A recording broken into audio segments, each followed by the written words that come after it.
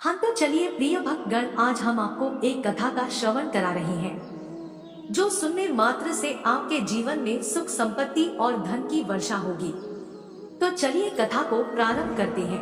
रायपुर के एक नगर में मोहन नामक व्यक्ति एक होटल में रसोइया के रूप में काम करता था। उसका हाथ खाना बनाने में काफी मास्टर था। जो भी व्यंजन तैयार करता लोग उसकी प्रशंसा में कोई कमी नहीं छोड़ते थे। मोहन का एक छोटा परिवार भी था जिसमें उसकी पत्नी रानी और उनका एक बच्चा शामिल है। मोहन की मासिक आय 5,000 रुपए थी और वह सीमित आमदनी में किसी तरह अपने परिवार की जरूरतों को पूरा करता था। अगर आप यह कहानी सुन रहे हैं तो पूरा सुनिए। इस कथा को आधा अधूरा छोड़कर जाने की गलती मत करिएगा, क्योंकि इस पवित्र कथा को पूरा सुनने से मनचाहा फल की प्राप्ति होगी। इसलिए इस कथा को पूरा सुने। आप शिव के भक्त हैं तो भोलेनाथ का अनादर न करें। एक दिन मोहन अपने घर से कार्यस्थल की ओर रवाना होता है। रास्ते में एक ट्रक से टकरा जाता है और मोहन सड़क पर गिरकर चोटिल हो जाते हैं। उनके सिर से खून भी निकलने लगता है। तात्कालिक रूप से कुछ लोग उसे नजदीकी अस्पताल ले जाते हैं। जब मोहन की पत्नी रमा को इस घटना की जानकारी मिलती है, वह भी तुरंत अस्पताल पहुंच जाती है। रमा पूछती है, डॉक्टर जी मेरे पति ठीक हो सकेंगे क्या? डॉक्टर उत्तर देते हैं, सच बताओ तो आपके पति की स्थिति सीधी नहीं है। हमें ओन पे करना पड़ेगा। इसके लिए आपको 50,000 रुपए जमा करने पड़ेंगे। रमा कहती, डॉक्टर जी मेरे पास इतना पैसा नहीं है। डॉक्टर कहते हैं, मुझसे और कुछ नहीं हो सकता। आपको जल्दी पैसे जमा करने पड़ेंगे, अन्यथा उनकी जिंदगी को खतरा हो सकता है। रमा उत्तर देती है, डॉक्टर जी मैं पैसों की व्यवस्था करूंगी। इसे कहकर रमा अस्पताल से बाहर निकलते हैं और शिव जी के मंदिर में पहुंचती है। मंदिर में पहुंचकर उसे आंसू आ जाते हैं और वह रोने लगती है। रानी भगवान शिव के मंदिर में जाकर प्रार्थना करती है। वह भोलेनाथ से अपने पति मोहन की सुरक्षा की कामना करती है। भोलेनाथ मैं थोड़ी समस्या में हूँ और मुझे विश्वास है कि आप ही मेरे पति की सुरक्षा कर सकते हैं। मैं आप पर पूरा भरोसा करते हैं, वह कहती है। प्रार्थना के कुछ समय बाद रमा उसी होटल की ओर बढ़ती है जहां उनके पति मोहन काम करते हैं। मालिक, अरे भगवान, मोहन आज कारखाने में नहीं आया। उसके बिना यहाँ पर बहुत सारा काम ठप हो गया है और इससे हमारा बहुत नुकसान भी हो रहा है। रमा कहती है कि सेठ जी, मोहन का एक बड़ा एक्सीडेंट हो गया है। उन्हें तुरंत ऑपरेशन की जरूरत है और उसके लिए डॉक्टर 50,000 रुपए मांग रहे हैं। मालिक कहते हैं, देखो मेरे पास भी ज्यादा पैसे नहीं है। यह 10,000 रुपए ले लो और इससे काम चलाओ। मैं और कुछ नहीं कर पा रहा हूँ। रामा कहती है, पर सिर्फ 10,000 से कैसे काम चलेगा? मालिक जवाब देते हैं, मैं बस इतना ही कर सकता हूँ और कुछ नहीं। रमा पैसे लेकर अस्पताल में पहुँचती है और डॉक्टर से कहती है, डॉक्टर जी कृपया यह रुपया ले ले, मैं कल तक शेष पैसे का व्यवस्था कर लूंगी। अगले दिन सुबह सुबह रमा फिर से अस्पताल जाने के लिए तैयार होती है। जब वह जा रही होती है, उन्हें रास्ते में एक मंदिर दिखता है। वह मंदिर में जाकर भगवान शिव की पूजा करती है। रमा भगवान से बोलती है, आज मुझे कुछ पैसे बैंक में जमा करने हैं, पर मुझे समझ में नहीं आ रहा कि मैं कैसे करूं। मैं यहाँ नहीं आई हूँ और मुझे कोई भी नहीं जानता। कृपया मेरे पति की सुरक्षा करें। भगवान राम मंदिर में बैठकर कुछ समय तक रोती है। उसके बाद वह मंदिर से बाहर आती है। जैसे ही वह मंदिर की सीढ़ियां उतरते हैं, उसे वहां एक छोटा बच्चा दिखता है। रमा, बेटा तुम यहाँ अकेले क्यों है और तुम कौन हो? बच्चा, माँ पापा खो गए हैं, क्या मेरी मदद कर सकती है? मुझे उनके पास पहुंचा सकती है? रमा, ठीक है, लेकिन मुझे कैसे पता चलेगा कहाँ है वो? तुम एक काम करो, मेरे साथ हॉस्पिटल चलो। उसके बाद हम पुलिस स्टेशन जाएंगे। वहां से पुलिस तुम्हारे माता पिता की खोज करेंगी। रमा उस छोटे बच्चे के साथ अस्पताल चले जाते हैं। जैसे ही वे अस्पताल के दरवाजे पर पहुंचती है, उस बच्चे के माता पिता उसे मिल जाते हैं। बच्चे के पिता रमा से कहते हैं, बहन आपका धन्यवाद, आपने मेरे बच्चे को मिलवाया। रमा हंसकर कहती है, कोई बात नहीं, भगवान शिव की कृपा है कि आपका बच्चा सही सलामत मिल गया, यही सबसे बड़ी बात है। बच्चे के पापा पूछते हैं, आप अस्पताल में क्यों आए हैं? जानिए पूरी कहानी, उनसे शेयर करते हैं। फिर बच्चे के पापा कहते हैं, चिंता मत करो, ये पैसे आप ले लो और अपने पति का चिकित्सा कराना। रमा पैसे जमा करने के लिए जाती है। उसने डॉक्टर को पैसे दिए और जब वह बाहर आती है तो उसके माता पिता पहले ही चले गए होते हैं। उसी दिन मोहन की सर्जरी होती है। सर्जरी सफल होती है और मोहन कुछ दिनों में पूरी तरह से ठीक होकर घर लौटता है। थोड़े दिनों के बाद मोहन, रमा और महेश तीनों भगवान शिव के मंदिर में जाते हैं। रमा प्रार्थना करती है, भगवान आपकी कृपा से मेरे पति का स्वास्थ्य अच्छा हुआ है। जब रमा मूर्तियों को देख रही थी, उसे भगवान शिव और मां पार्वती की मूर्तियों में वही लोग दिखाई देते हैं जो उसे अस्पताल में मिले हैं। यह देखकर रमा आंसू बहाने लगती है। रमा ने मोहन से कहा, मैं भगवान भोलेनाथ को पहचान नहीं पाई जब मेरी मदद करने आए थे, कृपया मुझे माफ कर दें। उसके बाद तीनों, रमा, मोहन और उनका परिवार भगवान भोलेनाथ की दिव्य भक्ति में लग जाते हैं।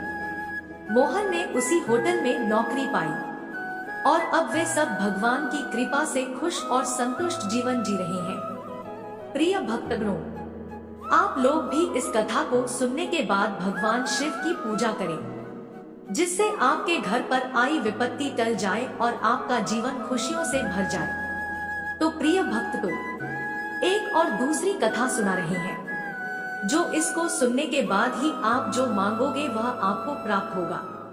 अगर आप बीच में ही इस कथा को छोड़कर चले जाते हैं तो आपकी मनोकामना पूर्ण नहीं होगी। इसलिए यह दूसरी कथा ध्यान से सुने। तो चलिए कथा को प्रारंभ करते हैं।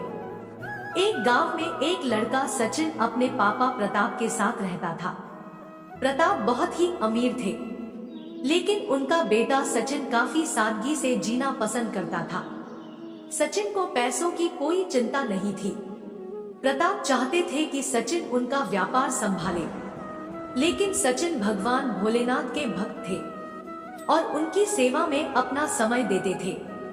एक दिन प्रताप ने सचिन से बात की और कहा, बेटा, मैं चाहता हूँ कि तुम मेरा बिजनेस संभाल लो। अगर तू ऐसा करेगा तो मैं तेरी शादी भी करा दूंगा।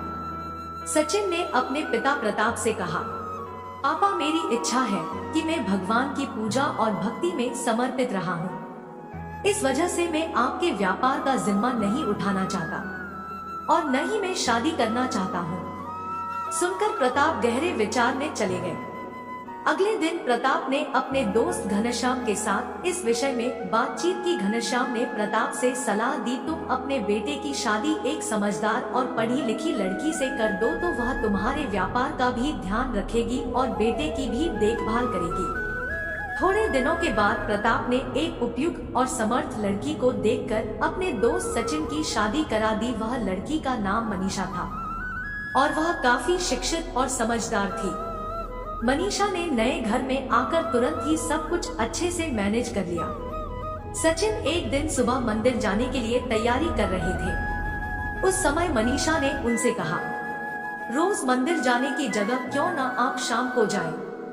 सुबह मुझसे मिलकर दुकान खोलें और व्यापार पर भी कुछ समय देखें। सचिन ने सुना और उसके मन में उत्साह बढ़ा, पर कुछ नहीं कहा। मैं सीधा मंदिर में पहुंचा, भगवान शिव के सामने बैठा और दिल से प्रार्थना करने लगा। उसने भोलेनाथ से कहा, बाबा, मेरे पापा ने मेरी इच्छा के बिना मुझे शादी के मामले में फंसा दिया है। अब मेरी स्थिति ऐसी हो गई है कि मैं आपकी पूजा करने में भी परेशानी महसूस कर रहा हूँ। सचिन अगले दिन मंदिर जाने के लिए कपड़े पहनकर बाहर निकलने लगा। तब मनीषा ने उसे रोक दिया। मनीषा ने कहा, मैं पढ़ाई की हूँ और मुझे समझ है कि भगवान की जगह आजकल पैसा ज्यादा महत्वपूर्ण है। क्यों न आप मुझे दुकान तक चलकर आए और अपनी भोलेनाथ की पूजा शाम को करें। मैं आज आपको मंदिर नहीं जाने देंगे। अगर जाना है तो शाम को ही जाए। सचिन ने मनीषा से काफी नाराज होकर कहा, मैंने शादी से पहले ही पापा को बता दिया था कि मेरी पूजा करने की आदत में नहीं बदलूंगा, तो तुम ऐसा क्यों जबरदस्ती कर रही हो। मनीषा ने हार नहीं मानी और उन्होंने सचिन को अपने साथ दुकान तक ले गए। मनीषा दुकान पर कपड़े बेच रही थी, लेकिन सचिन का ध्यान वहां नहीं लग रहा था, क्योंकि वह आज मंदिर नहीं जा पाए थे, इसलिए उन्हें बहुत परेशानी महसूस हो रही थी। उस दिन दुकान पर एक बुजुर्ग व्यक्ति पहुंचे। उनके कपड़े पुराने और टूटे हुए दिखते थे। दुकानदार सचिन के पास जाकर बोले, बेटा मेरे कपड़े काफी पुराने और टूटे हुए हैं, सर्दियां भी नजदीक है, क्या तुम मुझे कुर्ता दे सकते हो। मैं तुम्हें अभी पैसे नहीं दे सकता। सचिन ने बूढ़े आदमी पर दया दिखाई और उन्हें तुरंत एक कुर्ता दे दिया। इस पर मनीषा ने कहा, तुम बिना पैसे लिए कपड़े क्यों दे रहे हो, ऐसे करेंगे तो हमारा नुकसान होगा। मनीषा फिर बूढ़े आदमी से बोली, अगर पूरे पैसे नहीं दोगे तो कपड़े नहीं मिलेंगे। सुनकर बूढ़ा आदमी वहां से वापस लौट गया। सचिन उस बूढ़े आदमी पर दया महसूस कर रहा था। दोपहर में उसने अपनी पत्नी मनीषा को घर में खाना पकाने के लिए भेज दिया। उसने एक कुर्ता पकड़कर उस बूढ़े आदमी की तलाश शुरू की। बहुत समय तलाशने के बाद जब उसे नहीं मिला तो वह शिवजी के मंदिर पहुंचा। वहां उसने देखा कि वह बूढ़ा आदमी मंदिर की सीढ़ियों पर बैठा है। सचिन ने उससे कहा, बाबा मैंने आपके लिए यह कुर्ता लाया हूँ। बुजुर्ग व्यक्ति ने सचिन की पुकार सुनी और उन्होंने तुरंत मंदिर की पीछे की ओर बढ़ दिया। सचिन उनकी पुकार सुनते ही उनका पीछा करने लगा। मंदिर के पीछे पहुंचकर सचिन ने देखा कि वह बुजुर्ग खड़े हैं। सचिन ने उनसे बोला, बाबा मैंने आपके लिए दुकान से कुर्ता चुराया है। मैं आपको बहुत समय से ढूंढ रहा हूँ। कृपया इस कुर्ते को जल्दी से ले ले। अगर मेरी पत्नी दुकान पर पहुँच गई तो उसे सब कुछ पता चल जाएगा। वह बूढ़ा आदमी को कुर्ता देने की प्रक्रिया में था जब उसने कहा, बेटा असली बात यह है कि मैं तो बस तुमसे मिलने आया था। तुम हर दिन मेरे पास आते हो, आज नहीं आए इसलिए मैं खुद आया।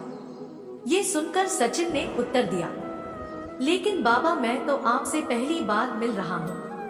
उस समय वह बुजुर्ग आदमी भगवान शिव की शक्ल में दिखाई दिया और उन्होंने बोला, जैसे मेरे भक्त मुझको मिलने के लिए तैयार रहते हैं, वैसे ही मैं भी उनका इंतजार करता हूँ। सचिन ने भगवान शिव को सीधे आगे देखकर उनके पैरों में गिरकर कहा, बाबा मैंने आपको सही से नहीं पहचाना, कृपया मुझे माफ कर दे, मेरी वजह से आपको परेशानी में आना पड़ा। सचिन अचानक सुनाई दी गई किसी की रोते हुए आवाज से मुड़े। जब उन्होंने देखा तो मनीषा वहां खड़ी थी और वे रो रही थी। मनीषा ने भी बाबा के पैरों में गिरकर कहा, बाबा मैंने आपकी इज्जत को ठुकरा दिया, उच्च शिक्षा के अहंकार में जो मैंने पाई है, कृपया मुझे माफ करें। मैंने उन्हें आपकी पूजा करने से रोक दिया जिससे आपको दुख हुआ है, मुझे उसकी सजा जरूर दे। इस तरह मनीषा ने अपनी गलती मानते हुए बाबा से माफी मांगी।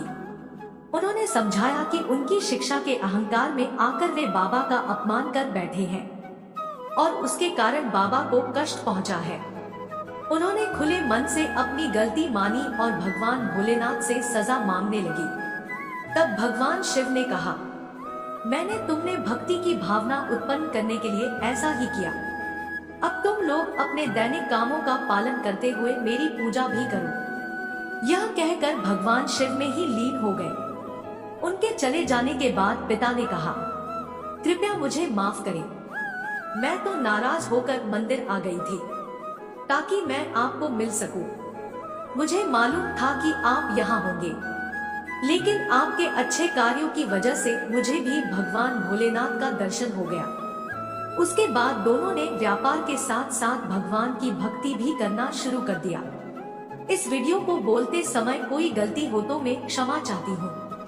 उम्मीद है आप सभी को ये वीडियो अच्छी लगी हो। अगर आप शिव के सच्चे भक्त हैं तो चैनल को सब्सक्राइब और वीडियो को लाइक जरूर करना। कमेंट में हर हर महादेव जरूर लिख देना।